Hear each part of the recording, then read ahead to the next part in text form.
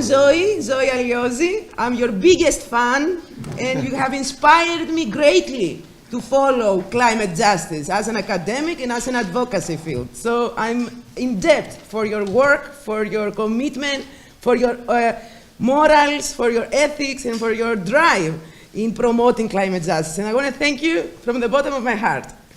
But Manfred will welcome you today. Yes, it's really a big honor, Mary, to have you with us. For those who don't know that well, you have a very, very long and distinguished career, and I still remember very much the case of Norris versus Ireland, which was one of the first cases, actually, where the European Court of Human Rights recognized sexual orientation as a distinguishing feature that is highly problematic, and you were winning the case. You were the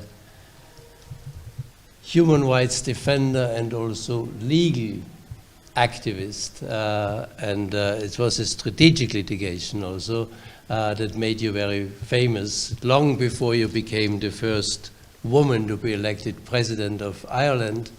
But our cooperation started very much at the time when you were elected the second United Nations High Commissioner for Human Rights, and you did a marvelous job. We worked in many ways together. I think that you were making the office a great office as a main speaker for human rights in the United Nations. And that is also the time when we cooperated very closely on poverty reduction strategies and many other issues. But that was the time when we founded the European Master's Program in Human Rights and Democratization, and you were often coming to Venice. You were a friend from the beginning, being there with our graduation ceremonies, and you are our first honorary president. You know, the second one is Jide Kenja, your former direct advisor in your function, and Jide also says his best regards. So you are the two honorary presidents, and he became that after he served as president of the Global Campus. Perhaps to explain to you, when you were appointed honorary president, we were still called European Inter-University Center for Human Rights, but we moved in the meantime. We changed our name to Global Campus of Human Rights, which is a network of 100 universities and 7 master programs in all world regions. And we would be extremely honored also to once see you again here in Venice at one of our graduation ceremonies or other major events that we are doing. Finally, also, I still remember very vividly that you were, together with Paulo Sergio Pinheiro, co-chairs of the panel of eminent persons instituted by the Swiss government to develop an agenda for human rights for the next years. And I had the honor to be rapporteur and member of this panel. And of course, now you are, as Zoe said already, extremely active in the issue of climate justice, which we consider to be the biggest challenge of the 21st century that needs to be addressed. I'm happy to see you being very, very active in this position. And I look forward to the discussions that you will have with our students here in Venice, whether in this room or in being online, etc. We need to have these restrictions because of COVID-19. Thank you so much, and the floor is yours. Thank you very much indeed, Manfred. Always good to see you and hear you again, and have your reflections on some of the work we did together in the past. I'm pleased that the students are taking part in seminars on climate justice as part of your European Master in Human Rights and Democratization, because I feel that we underestimate the importance of climate justice. In fact, when I started my foundation in 2010, it was very much, 2009, it was very much a niche issue. You know, very few people were talking about it. And it was thought to be either very left or, you know, radical. And I was actually encouraged, you know, if you have a foundation, don't call it climate justice, call it something else. And I said, no, I'm a human rights person. I came to understanding the link between climate change and human rights through the lens of human rights when I worked in African countries on economic and social rights. I'm going to call it climate justice. And I'm glad that since then, climate justice has gone mainstream in a sense, but I think we still underestimate its importance. So I'm going to focus a little bit on that in my introductory words, and then I'm very happy to answer the questions. I saw some very interesting questions that you were putting forward as students, and I'd be very happy to respond to those in the time we have available. But let me come back to the importance of climate justice. I was witness to that when I had my mandate as the special envoy of the UN Secretary General before the Paris Climate Agreement. It gave me an opportunity to be present at a whole range of meetings, including additional informal ministerial meetings that the French government, French presidency of the COP had decided to organize. And they decided this because there wasn't agreement before Paris on what the goal would be that we would try to achieve in Paris, because small island states, least developed countries, indigenous peoples, all wanted 1.5 degrees to be in the text. And this was being opposed by quite a wide range of countries. So we had all these informal meetings on that issue and some other issues. And I heard Tony de Brum saying over and over again, do you really want my small atolls, the Marshall Islands, to go under and no longer be a sovereign people? Do you want us to have to migrate and just be a collection of people in another country with no sovereignty? Is that what you want? And he kept repeating more or less that message. And I think it got into the ear of a lot of the ministers who were listening. And when we got to Paris, you know, literally at the start, which was the high level meeting, India was still opposing, and so were some other countries, the idea of 1.5 degrees getting into the text. And during the conference itself, during the Paris conference, there was a high ambition coalition formed, and its leader was Tony de Brum of the Marshall Islands. But he persuaded the European Union, the United States, and a number of other countries to join. And their top goal was to get the goal of Paris to reflect 1.5 degrees. And we marched in the street. Some of you may recall, we marched in the street in Paris, 1.5 to stay alive. And then we did get that goal of staying well below 2 degrees and working for 1.5 degrees of warming above pre-industrial standards. That was new. So new that the scientists, the Intergovernmental Panel on Climate Change, had not studied it. So the Paris Climate Agreement asked the IPCC, is there a difference between 1.5 degrees and 2 degrees of warming? And if we have to stay at 1.5 degrees, what does this mean? And the IPCC studied this. And then in October 2018, as you'll recall, brought out their special report on 1.5 degrees of warming. And in it, they said, yes, there is a very big difference between 1.5 and 2 degrees. And I'm simplifying the report, but it's in the report. They made it clear that in that time, very bad things might happen. The coral reefs might disappear. The Arctic ice might melt entirely.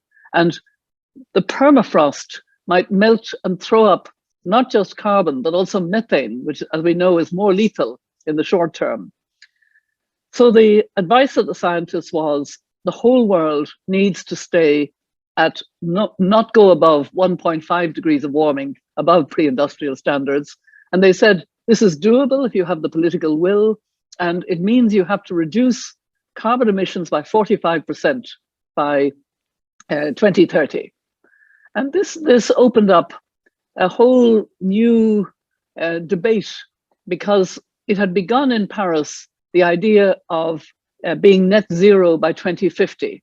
And I actually took part with a number of business leaders in a meeting in Davos 11 months before Paris. The B team of business leaders made a commitment to be net zero greenhouse gas emissions by 2050 and do it the climate justice way, because I had influenced them to that extent. And that was completely new. I remember Christiana Figueres, who was in charge of the COP at that time, that was to be in Paris, being so impressed. And then we got a whole lot of countries and a whole lot of business saying we'll be at net zero by 2050. And people got a bit annoyed about that because it was too far out. It wasn't very meaningful. There was some greenwashing involved, etc. And we were in a tighter thing after the report of the IPCC in October 2018, because we were now focused on 2030 and needed to be. How were we going to reduce by 45% by 2030?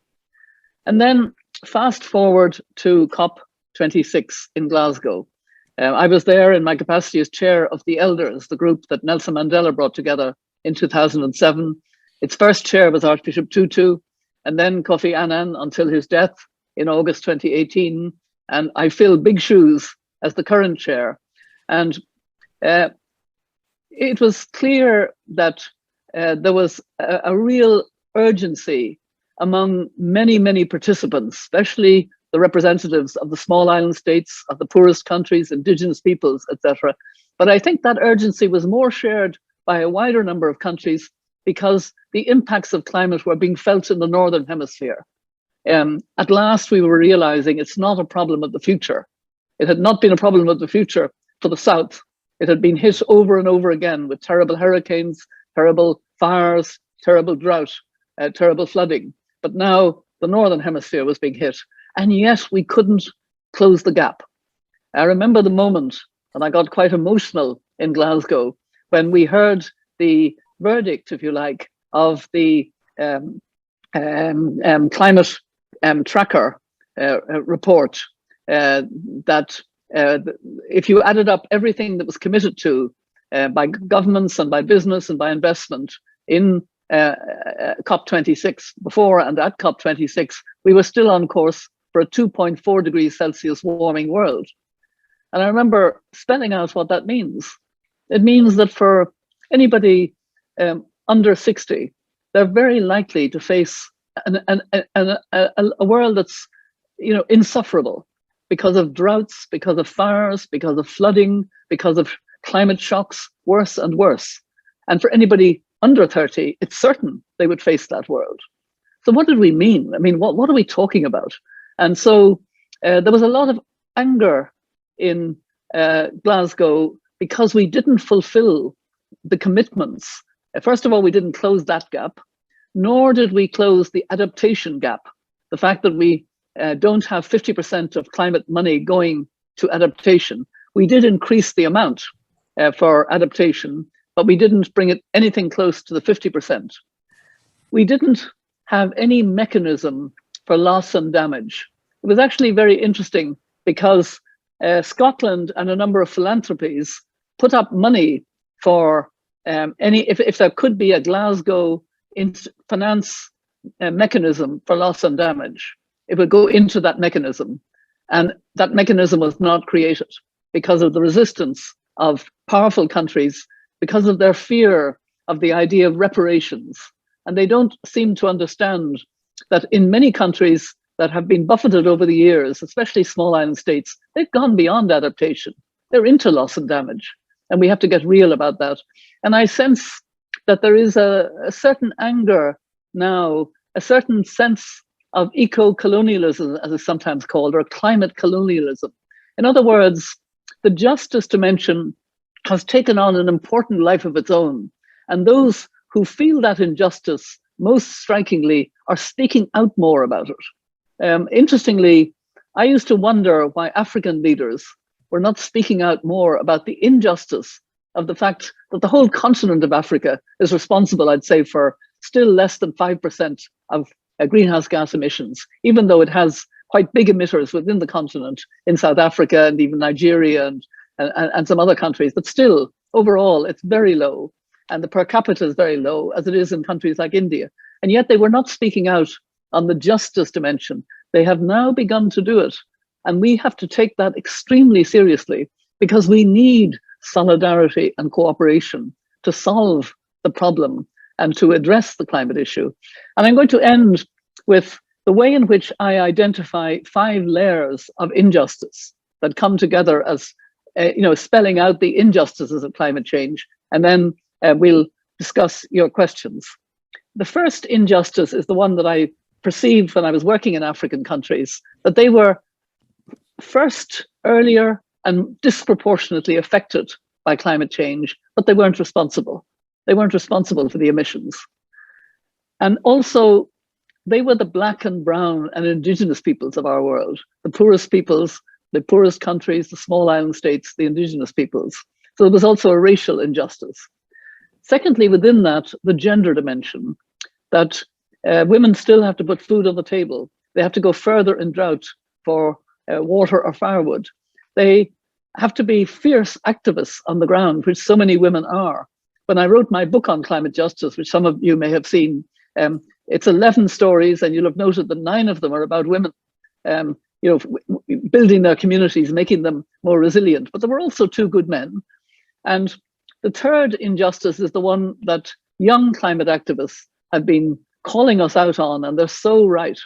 They've been pointing out the intergenerational injustice, the unfairness to them, the unfairness to you as students with most of your life to lead, that you carry that burden in the future of not having as yet a secure future. And the fourth injustice is a very subtle one, but it's a very important one when we come back to my earlier point about the need for justice. We have to understand the injustice of the pathways to development of different parts of the world. That industrialized countries, we built our economies on fossil fuel. And our responsibility now is to wean ourselves off rapidly and do it with just transition for the workers and communities. Pay significant money to ensure that people are pensioned off, but also that good jobs in the green economy go into communities that would otherwise be very affected by coal closing or oil and gas increasingly closing down. The developing countries made commitments in their nationally determined contributions before Paris. And I remember being impressed as special envoy at the time by how many of them wanted to go as green and as clean as possible. But they said, we will need the investment, we will need the training, we will need the skills transfer, we will need the intellectual property. And of course, this wasn't forthcoming in anything like the degree it should be. So that's the complex injustice that we face at COP26 and going forward. And the fifth injustice, which we're recognizing more and more, is the injustice to nature herself, the loss of biodiversity, the extinction of species. And we need to bring the 2 big frameworks, the COP26 and future COPs, the next COP being in Africa and Egypt, and the Convention on Biological Diversity, which will, I hope, take place in Kunming, whether it's in May or later in the year, in order that people can participate. But these 2 are 2 sides of the one coin, and we must talk about them more and more together. And we must also talk about one more thing, but I'm not going to dwell on it, and that is the unfair access to vaccines, the lack of equity, because if no one is safe unless we're all safe. And the selfishness and the way in which the European Union in particular has blocked the waiver of WTO rules on intellectual property in order to have widespread manufacturing of generic vaccines is truly shocking and truly selfish and truly immoral in my view. And I'm glad that there is increasing pressure on the EU and the UK and Switzerland who are blocking the WTO. The United States is in favor. It's amazing that, the profits of the pharma companies can be more important than the lives of millions and millions of people and the future of all of us, because pandemics can't be got rid of until everybody is able to be vaccinated. So there we are. There's a big justice dimension to everything we're talking about when we talk about the climate crisis, and that makes it a human-centered issue, a human rights-centered issue, a gender-sensitive issue, and the kind of issue that I'm glad you're doing extra seminars on. So now I'm ready for any questions.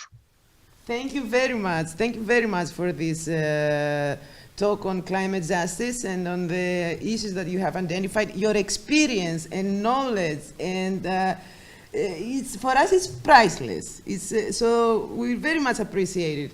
We have collected some questions, and we even had a poll between our students to decide which ones we're going to ask you. So one question is related to gender issues. There are a lot of students actually asking, is feminism as a term, as a movement, as a philosophy, as a theory, relevant to the climate justice field today? I believe it's very relevant, but I know that the word can mean different things to different people who hear it. I have a podcast that some of you may know about called Mothers of Invention, which I co-host with a much younger Irish woman who's a successful comedian based in New York. And Maeve Higgins and I started this not knowing each other beforehand. And the funny part of it is she's only half respectful of me. She was 8 years old when I was elected president. And part of the humor is she teases me a lot, etc. But the byline of our podcast is that climate change is a man-made problem and requires a feminist solution. And I always explain man-made is generic. It includes all of us. We're all responsible. And a feminist solution includes as many men as possible, because that's the solution that is problem solving, that is non-hierarchical, that is listening, that is the way in which many women in forming networks together solve problems, especially in their communities. Now, I'm not saying women are better than men, that's not the issue, but the issue is that the way in which women resolve issues is the modern way, and that is the feminist way. And we therefore need to understand that we have to be honest about tackling the problems. If any of you listen to the podcast, you'll know in particular in the third series, when we were joined by Tamali Kodakari from Sri Lanka. Tamali brought an extra dimension. We listened to women from the South. What did they talk about? They talked about patriarchy. They talked about colonialism. They talked about capitalism not solving the issues. So they voiced a lot of the concerns of how to have a different way of acting. That was wonderful. Thank you. Thank you for your answer. Now that you've mentioned capitalism, we have a question that says, can climate justice and capitalism ever be compatible? It's an interesting question, because again, the word capitalism means so many different things to different people. I mean, what I worry about is, a state-run country where the state runs everything. We know that that can be a place where human rights are not respected. We have countries in the world where that is happening at the moment, where the state is the master and human beings are not as free as they would be. So how do we get a form of addressing the needs of our economy that focuses on people? That's what I'm interested in. I don't care what you call it. And I don't think it can be left to the state, because there's so much brains and entrepreneurial skills and energy in the private sector. It's to harness that in a way that is for the common good. What we have at the moment is what I would call very rampant capitalism, a very unequal world. We've seen, even during COVID, billionaires have got even more, billionaire, richer and richer and richer. And those who are poorer suffer more because all the costs are worse, they're more likely to be laid off, and so on. And then you have the inequity of the access to vaccines, as I mentioned earlier. So there's a lot wrong with modern capitalism. I think we just need to think of a new human-centered approach to the problems that we face in a world where we don't have a certain future.